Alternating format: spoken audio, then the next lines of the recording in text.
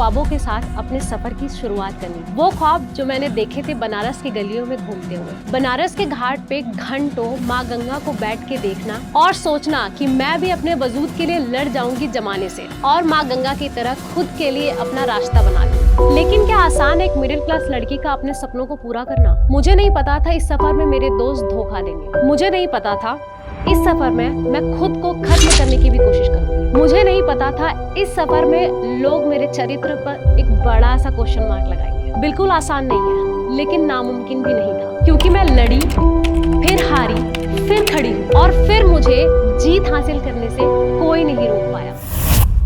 मैं अपने फादर के पास गई, अपने फादर से मैंने बोला कि मुझे यूपीएससी करना है। लेकिन पापा का वो सेंटेंस मुझे हमेशा याद रहेगा। उन्होंने मुझसे बोला कि सुनो, दिल्ली लड़कियों के लिए सेफ नहीं होता है, वहाँ पे उनके कैरेक्टर्स पे बात की जाती है। लेकिन मुझे क्या पता था दिल्ली आने के बाद यहाँ पे जितने स्ट्रगल और चुनौतियाँ मेरा इंतजार कर रही हैं। मैंने 1:30 बजे कैब बुक किया, कैब आई और कैब में बैठ के मैं चली गई। 4 बाइक वाले आए और वो हमारे कैब को टेक ओवर करने लगे। हम इतने पैनिक हो चुके थे और उस दिन मुझे लगा कि आज तो मेरा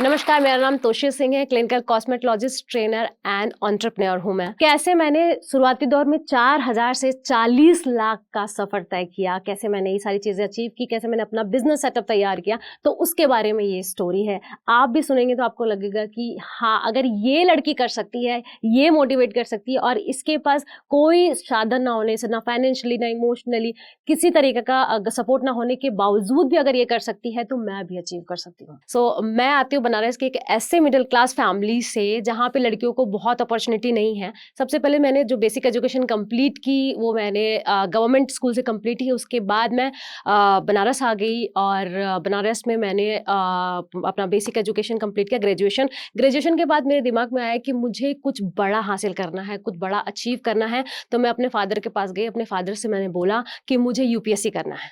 जैसे ही मैंने फादर से यूपीएससी की बात की, वो इतना ज़्यादा गुस्सा हो गए, नाराज़ हो गए मुझसे कि नहीं, अब तुम्हारा पढ़ाई कंप्लीट हो चुका है, ग्रेजुएशन कर लिया है, अगर तुम्हें पोस्ट ग्रेजुएशन करना है तो तुम कर सकती हो, लेकिन यूपीएससी या और भी कोई भी चीज़ ऐसी आप नहीं कर सकती हैं, क्योंकि आपकी शादी की उम्र हो गई है, अब आपको शादी करनी है। अब मैंने ठान लिया था कि मुझे कुछ बड़ा अचीव करना है, चाहे मुझे इसके लिए कोई भी प्रॉब्लम फेस करनी पड़े, मम्मी पापा से लड़ना पड़े, फैमिली से लड़ना पड़ा, लेकिन मैं अचीव करके रहूंगी। फिर मैंने आजू बाजू देखा कि लोग कर क्या रहे हैं, मुझे समझ में नहीं आ रहा था उस समय। फिर सबको देखा कि सबने ग्रेजुएशन के बाद गवर्नमेंट की तैयारी कर रहे हैं, गवर्नमेंट एग्जाम की तैयारी कर रहे हैं। तो मैंने सोचा कि मैं यूपीएससी की तैयारी करूंगी। क्योंकि मुझे गाइड करने वाला कोई नहीं था, तो मुझे लगा कि मैं यूपीएससी एक बड़ा ओहदा होता है और लोग लाल बत्ती में आते हैं बैठ के, उनकी पूरी फैमिली, पूरा का पूरा शहर उनका स्वागत करता है। तो मुझे भी ये फील हुआ कि मैं बन सकती हूँ एक अधिकारी। फिर मैंने अपने पेरेंट्स से बात की कि क्या मैं यूपीएससी कर सकती हूँ, तो उन्होंने पूरा का पूरा मतलब यूपीएससी के नाम पे ही इतना ज़्यादा गुस्सा, और उसके बाद उन्होंने मुझे समझाया, लेकिन मैं मानी नहीं कि नहीं, मैं कुछ बड़ा अचीव करने के लिए बनी हूँ और मैं करके ही रहूँगा। मुझे आज भी दिन वो याद है कि मैं पापा के सामने खड़ी थी, मैं उनसे रिक्वेस्ट कर रही थी कि मुझे यूपीएससी की तैयारी करने दीजिए, मुझे एटलीस्ट एक अटेम्प्ट करने दीजिए। लेकिन पापा का वो सेंटेंस मुझे हमेशा याद रहेगा। उन्होंने मुझसे बोला कि सुनो, तुम्हारी उम्र हो चुकी है अब शादी की, अब आपको जो पढ़ना था आपने पढ़ लिया, लेकिन अब शादी का उम्र है तो शादी करेंगे, आप कुछ भी और इससे अलावा और कुछ नहीं कर सकती। लेकिन मैंने ठान लिया था और मैंने बहुत रिक्वेस्ट की और मैंने बहुत ज़्यादा प्रेशर लगाया कि नहीं, मुझे 1 साल के लिए एटलीस्ट यूपीएससी की तैयारी करने दीजिए, अगर मैं अचीव नहीं की तो आप जैसा बोलेंगे मैं वैसा कर लूँगी। फिर यहाँ से मेरी यूपी पीसीएस की जर्नी शुरू हुई।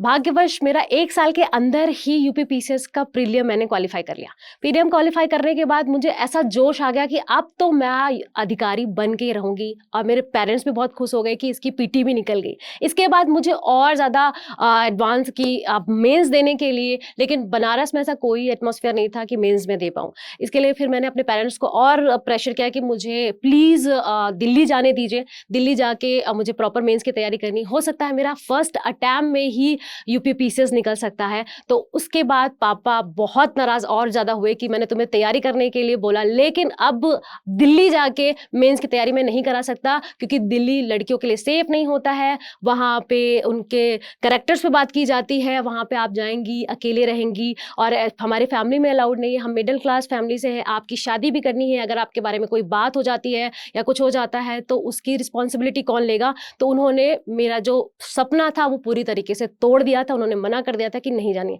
लेकिन मैं थी ज़िद्दी, मैंने भी ठान लिया था कि अगर आप मुझे सपोर्ट नहीं करेंगे, मैं कैसे भी करके मेंस देने दिल्ली जाऊँगी। फिर मैं किसी तरीके से मेरे पेरेंट्स ने देखा कि इसको जुनून है कुछ करने का, तो उन्होंने मुझे मेंस के लिए दिल्ली भेजा और वहाँ से फिर मेरी स्टार्ट होती है एक स्ट्रगल की जर्नी। जब मैं दिल्ली आई और मुझे लगा कि अब मैं जिस तरीके से दिल्ली पहुंची हूँ, अब मैं सारी चीज़ें अचीव कर सकती हूँ। लेकिन मुझे क्या पता था दिल्ली आने के बाद यहाँ पे जितने स्ट्रगल और चुनौतियाँ मेरा इंतज़ार कर रही हैं, उसे भी मुझे झेलना होगा। इस चुनौतियों के साथ मैंने दिल्ली में इतना स्ट्रगल किया, फिर उसके बाद मुझे लगा जब मैं गिव अप करने पे आई तो मुझे लगा कि ये एंड है, इससे अच्छा तो मैं बनारस में ही ठीक थी। तो इस तरीके से मैंने मेंस की तैयारी जो यूपी, पीसीएस, पीटी निकालने के बाद मेंस की तैयारी मैंने शुरू कर दी। जब मैंने मेंस की तैयारी की और मैंने जब मेंस दिया तो मैं उसमें भी फेल हो गई। अब पेरेंट्स बहुत ज़्यादा सैड हो गए कि अब तो तुम मेंस में भी फेल हो गई। मैंने फिर उन्हें समझाया कि मुझे यूपी पीसीएस और यूपीएससी एटलीस्ट 1 से 2 अटेम्प्ट दीजिए, लोगों का फर्स्ट अटेम्प्ट में नहीं निकलता है, किसी भी लोगों का नहीं निकलता है, तो मुझे प्लीज़ मैंने पीटी निकाला तो आपको ट्रस्ट होना चाहिए कि मैं ये चीज़ निकाल सकती हूँ। तो मैंने भी किसी तरीके से जब मैं दिल्ली आ गई तो मैंने उनको समझाया कि मुझे प्लीज़ एक मौका और दीजिए। उन्होंने बोला ठीक है तुम एक मौका और लो। फिर मैंने स्टार्ट की यूपीएससी की प्रिपरेशन की जर्नी। लेकिन असफलताएँ जो है पीछा छोड़ने का नाम ही नहीं ले रही थी। मैंने यूपी पीसीएस मेंस दिया, उसमें भी फेल।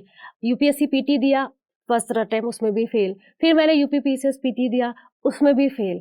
फिर मैंने और भी स्टेट पीसीएस के एग्ज़ाम दिए, सब में फेल। सबके रिजल्ट्स नेगेटिव, नेगेटिव, नेगेटिव और पेरेंट्स का दबाव था कि अब आप बनारस वापस आ जाइए, मैं और आपको फाइनेंशियली सपोर्ट नहीं कर सकता।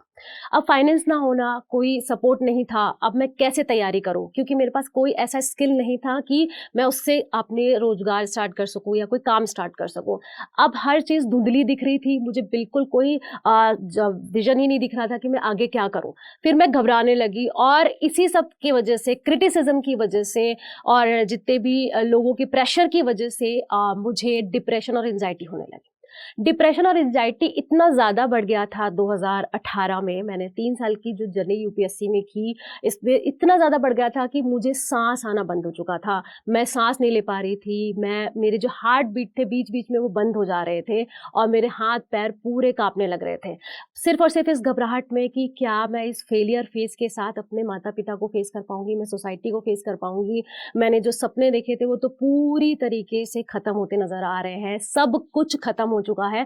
अब मैं ज़ीरो हो चुकी हूँ, अब मेरा कुछ भी नहीं हो सकता, पेरेंट्स किसी की तरीके से मेरी शादी कर देंगे और मैं ये बिल्कुल नहीं चाहती थी और मैं बहुत ज़्यादा डिप्रेशन में हो गई थी।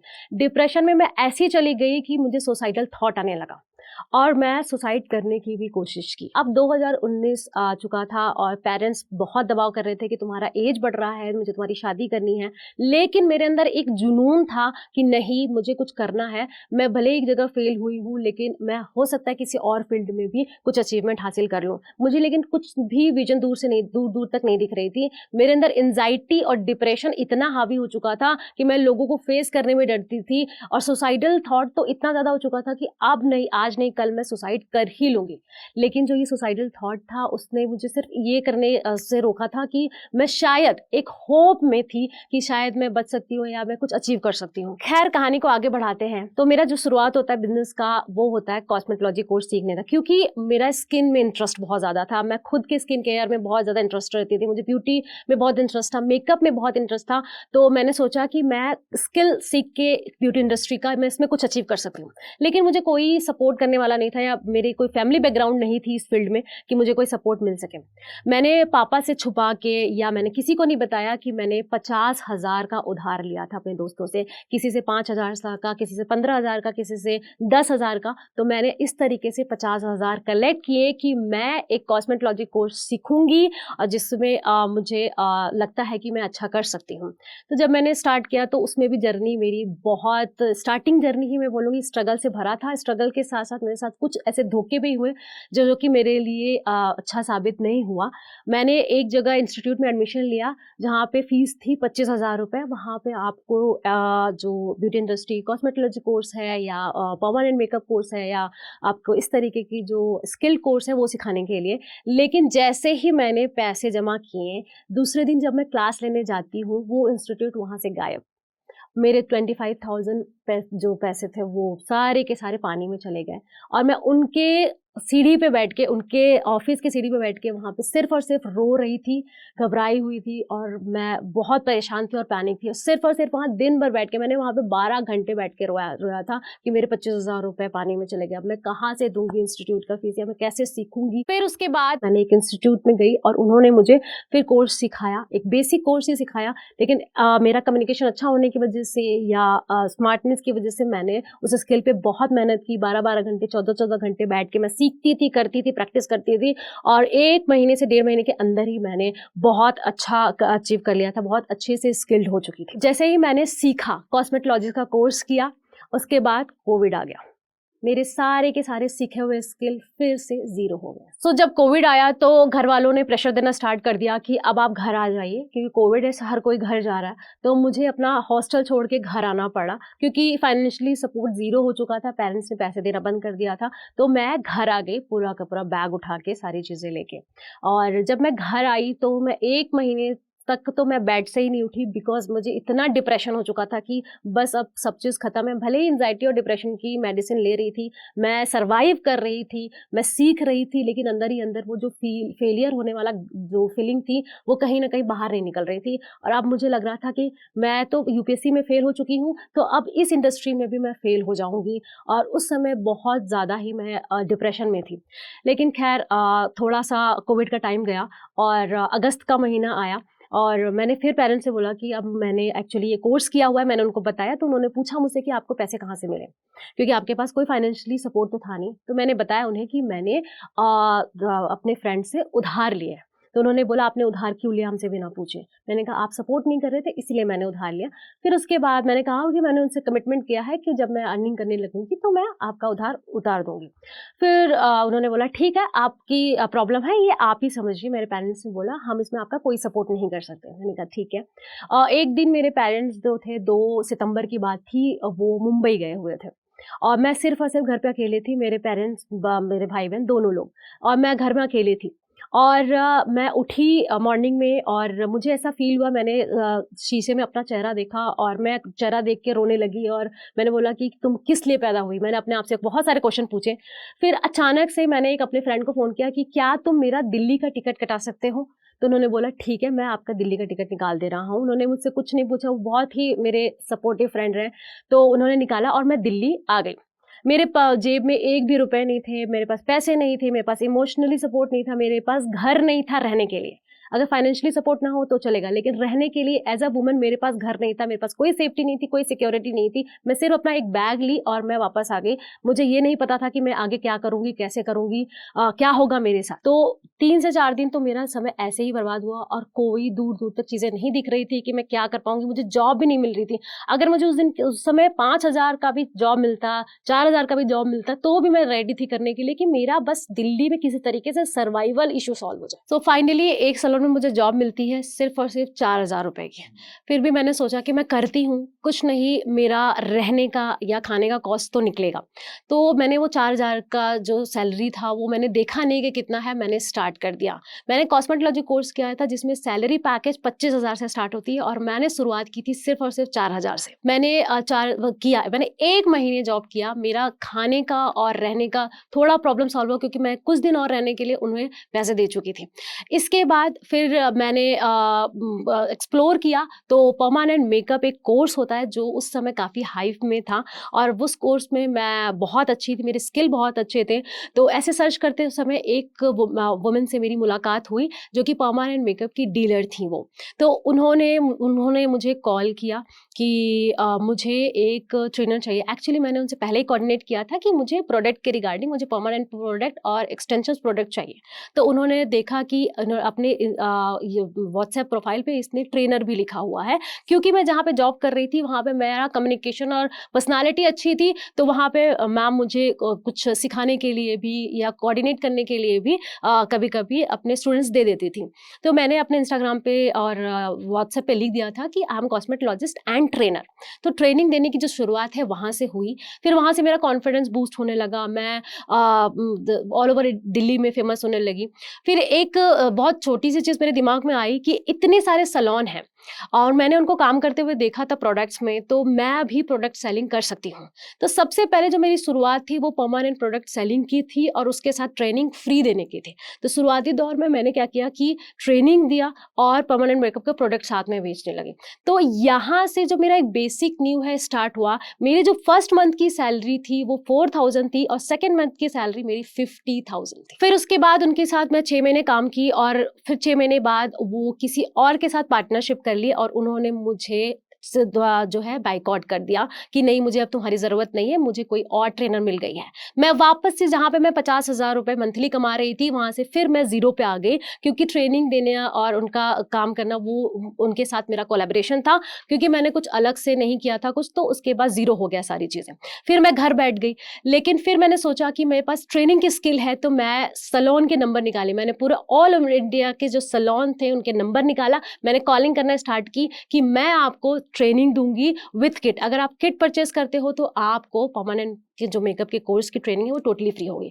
इसके बाद जो तीसरा महीना था, मुझे 2 महीने स्ट्रगल करना पड़ा, क्योंकि स्टार्टिंग में किसी का कॉल नहीं आता था, क्योंकि कोई भी फ्रेशर ट्रेनर से सीखना नहीं चाहता था। लेकिन जो उनको अपॉर्चुनिटी मिली थी कि प्रोडक्ट्स के साथ ट्रेनिंग फ्री है, इससे मुझे काफ़ी हाइप मिला और next month, you can not believe it, next month मेरी जो इनकम थी वो 3 लाख रुपीज़ थी। फिर उसके बाद एक मौका आया कि मैं अपना प्लेस स्टार्ट करूँगी, क्योंकि तब तक भी दिल्ली में मेरा प्लेस नहीं था। मैं लोगों के पास जा के ट्रेनिंग देती थी। फिर मैंने सोचा मैं खुद का एक प्लेस ओपन करूँगी, लेकिन मेरे पास कोई बैकअप नहीं था। 2 लाख रुपए कुछ भी नहीं होते एक एज़ अ एस्थेटिक सैलून खोलने के लिए। मुझे पैसे की ज़रूरत थी, लेकिन मेरे पास पैसे नहीं थे। फिर उसके बाद मैंने सोचा कि अब क्या किया जाए, तो मेरे एक फ्रेंड है, उन्होंने मेरी हेल्प की एस्थेटिक्स क्लिनिक ओपन करने में। हमने सोचा कि इसमें पैसे तो इन्वेस्ट होंगे 10 लाख के आसपास। हमारे पास बिल्कुल भी मनी नहीं है, हम फंडिंग नहीं कर सकते और ना ही हमें कोई फंडिंग देगा। लेकिन फिर भी मैंने सोचा कि स्टार्ट करते हैं। अब वो जो स्ट्रगल की जर्नी है वो नेक्स्ट पार्ट है मेरे बिजनेस की। फिर मैंने स्टार्ट किया, लेकिन वहाँ पे 1 महीने तक कोई क्लाइंट नहीं आ रहा है, ज़ीरो पोटेंशियल। अब मैं परेशान हो चुकी थी कि मुझे जो रेंट है 35,000 मेरा रेंट था और मैं परेशान हो चुकी थी कि अब ये चलाया कैसे जाए। बो एंड बेला एस्थेटिक्स के नाम से हमारा पहला एस्थेटिक सैलून खुला और इंडिया में हम ऐसे कॉस्मेटोलॉजिस्ट हैं जिन्होंने एस्थेटिक सैलून को ओपन किया है, एस्थेटिक सैलून टर्मिनोलॉजी लाई है। सो स्टार्ट तो कर दिया, लेकिन क्लाइंट नहीं आ रहे हैं, उन्हें समझ में नहीं आ रहा ये एस्थेटिक्स क्या होता है। अब उन्हें समझाना बहुत मुश्किल है। एस्थेटिक्स क्लिनिक वो होती है, एस्थेटिक सैलून वो है जहाँ पे ट्रीटमेंट्स होते हैं, जहाँ पे आपको एस्थेटिक्सली ग्रूम किया जाता है, एक्सटेंशंस और नए-नए जो ट्रीटमेंट आए हैं उसे करा सकते हैं। फिर 1 महीने तक कोई रिस्पॉन्स नहीं आने के बाद मैंने पैम्पलेट छपवाया और खुद से डोर टू डोर जाके मैंने पैम्पलेट्स बाँटा। मॉर्निंग और इवनिंग मैंने 1 महीने लगातार पैम्पलेट बाँटा और जो लोकल पीपल थे वो आना स्टार्ट कर दिए और वो सैलून रन करने लगा। 6 मंथ में वो सैलून की जो अचीवमेंट थी वो बहुत ज़्यादा रैपिडली ग्रोथ होने लगी। तो ये लगा कि हाँ, अब ये मैं चला सकती हूँ। इसके बाद जो मतलब ऑल ओवर इंडिया में ट्रेनर के रूप में फेमस होने लगी। मैंने मुंबई में, हैदराबाद में, कोलकाता में, चंडीगढ़ में एंड चेन्नई में, ऑल ओवर इंडिया में जा के मैंने क्लासेस दिए, क्योंकि मेरे वे ऑफ कम्युनिकेशन, मेरा पढ़ाने का तरीका लोगों को बहुत पसंद आने लगा।